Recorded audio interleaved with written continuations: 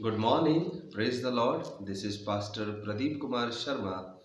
Today we will learn from the Word of God. Today the word is from the book of Psalms chapter 2 verses 10 to 12. और आज परमेश्वर का जो वचन हम पढ़ने जा रहे हैं भजन संहिता की किताब अध्याय 2 वचन 10, 11 और 12 है। यह एक भविष्यवाणी का वचन है जो प्रभु यीशु मसीह के जन्म से करीब करीब 1000 वर्ष पहले बोला गया था।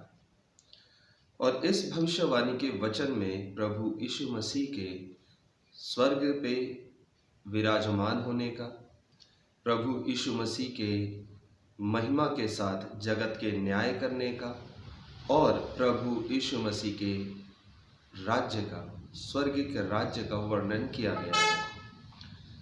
क्योंकि हम लोग प्रभु यीशु मसीह के बारे में जितना भी जानते हैं, हम उन्हें उस तरह का सम्मान नहीं देते जिस तरह का सम्मान पिता परमेश्वर चाहते हैं कि लोग प्रभु यीशु मसीह का करें।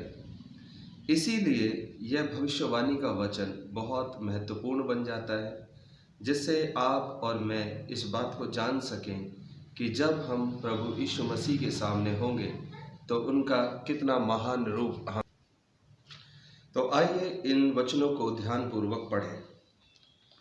वचन 10 इस प्रकार कहता है, इसलिए अब हे राजाओं समझदारी दिखाओ और पृथ्वी के न्यायियों चेतावनी पर ध्यान दो।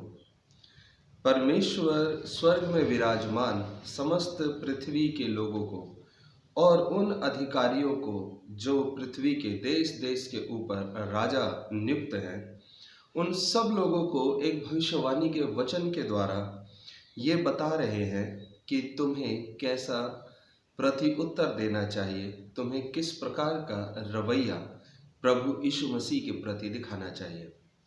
बहुत सारे देश देश के प्रधान हैं, बहुत सारे राजा हैं जो खुद को ही खुदा मान बैठे हैं, जो स्वयं को ही सबका परमेश्वर मान बैठे हैं, या जिस गद्दी पर बैठ गए हैं अब उन्हें लग रहा है कि वे इस सारे भूमंडल के अधिपति और मालिक बन गए हैं।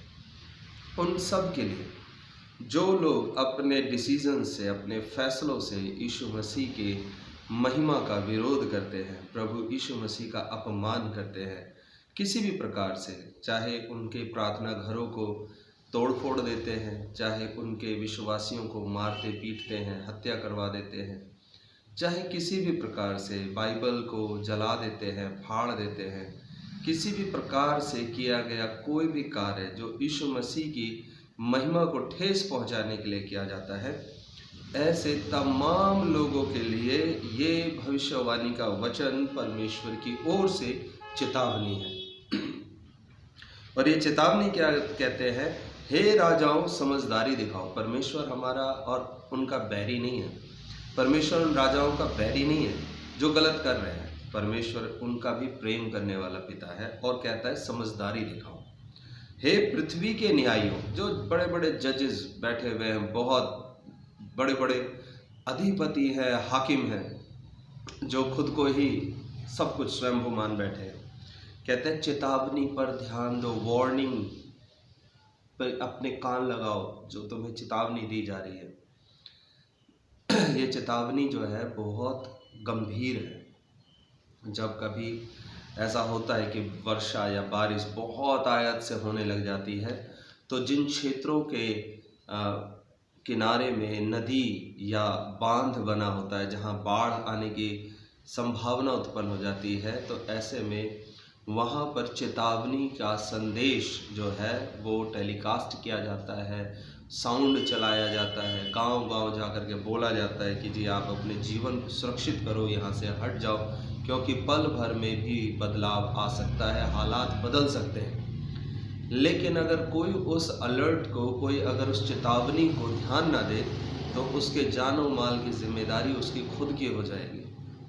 और परमेश्वर नहीं चाहता कि कोई व्यक्ति प्रभु परमेश्वर पर उंगली उठाए कि आपने मुझे चेतावनी नहीं दी थी, आपने मुझे खबर नहीं दी कि इतना भयानक क्रोध हो सकता है। प्रभु यीशु मसीह को हम प्रेम के परमेश्वर के रूप में जानते हैं, लेकिन यही प्रभु यीशु मसीह एक दिन जगत का न्याय करेगा। आज प्रभु यीशु प्रेम से पापियों के जीवनों को भी बदल रहा है, पर उस दिन जिस दिन वो न्याय करेगा, हर एक के कामों का बराबर हिसाब दे देगा। यहाँ लिखा है, भय सहित यहोवा की उपासना करो और थरथराते हुए मगन हो। परमेश्वर की उपासना करके हम कोई एहसान नहीं कर रहे हैं परमेश्वर पे कि हम आराधना के दिन प्रभु के भवन में जाते हैं, स्तुति के गीत गाते हैं, तो ये कोई एहसान नहीं हम परमेश्वर पे कर रहे हैं। वचन कहता है भय सहित करो, क्योंकि हम इस काबिल नहीं कि हम बच जाएं। हम पर क्रोध होना चाहिए, लेकिन परमेश्वर हम पर क्रोध नहीं दिखा रहा है, इसलिए उसका आदर करो, उसकी शक्ति को मानो। अब वचन 12 बहुत महत्वपूर्ण है, भविष्यवाणी का वचन है, आप सब ध्यान से सुने। लिखा है, पुत्र का सम्मान करो। यहाँ परमेश्वर अपने पुत्र का जिक्र कर देते हैं। यीशु के जन्म लेने से, पृथ्वी पर जन्म लेने से 1000 वर्ष पहले का ये वचन है, कम से कम 1000 वर्ष पहले का वचन है कि पुत्र का सम्मान करो। तो ये परमेश्वर के पुत्र के बारे में जिक्र है, मसीहा के बारे में जिक्र है। लिखा है, ऐसा ना हो कि वह क्रोधित हो जाए। यीशु के प्रेम रूप में हमने उसको देखा है, पर एक दिन जरूर वो हमें हमारे कर्मों के अनुसार तौल देगा। क्या होगा उस दिन जिस दिन उन लोगों ने जिन्होंने यीशु को सूली पर चढ़ाया, यीशु मसीह के सामने अपने न्याय के लिए खड़े होंगे और सिंहासन पर प्रभु यीशु मसीह विराजमान होंगे। उस दिन उनकी हालत के बारे में सोचिए। लिखा है, तुम मार्ग में नष्ट ना हो जाओ, कहीं तुम मार्ग में ही नष्ट हो जाओ। उसके क्रोध से बचने का रास्ता ढूंढो, क्योंकि उसका प्रकोप शीघ्र भड़क सकता है, क्योंकि जगत का अंत और जगत का न्याय अब ज़्यादा वक्त नहीं लेगा। प्रभु यीशु मसीह को जी उठे 2000 वर्ष हो गए और भविष्यवाणी के अनुसार प्रभु यीशु का आगमन अब बहुत नज़दीक है। क्या ही धन्य है वे सब जो उसकी शरण लेते हैं। हर एक व्यक्ति जो उसकी शरण में आता है, जो उसको अपने ऊपर अधिकार देता है कि प्रभु मेरी रक्षा करो, वो व्यक्ति धन्य है। परमेश्वर आपको समझ दे, परमेश्वर आपकी मदद करे कि आप इस चेतावनी पर ध्यान दे सकें और यीशु मसीह पर भरोसा कर सकें। परमेश्वर आपको बहुत ऐसे आशीष दे। मैं निरंतर आपके लिए प्रार्थना करता हूँ। आपकी कोई प्रार्थना विषय है, मेरे साथ शेयर कर सकते हैं। परमेश्वर आपको आशीष दे। धन्यवाद।